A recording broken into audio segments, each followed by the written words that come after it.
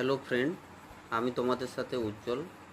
আজ আমি ইতিহাস অনুশীলনে ক্লাস 10-এর চতুর্থ অধ্যায়ে একটি পর্ব ভারত সভা সংক্রান্ত কিছু প্রশ্ন উত্তর আলোচনা করব।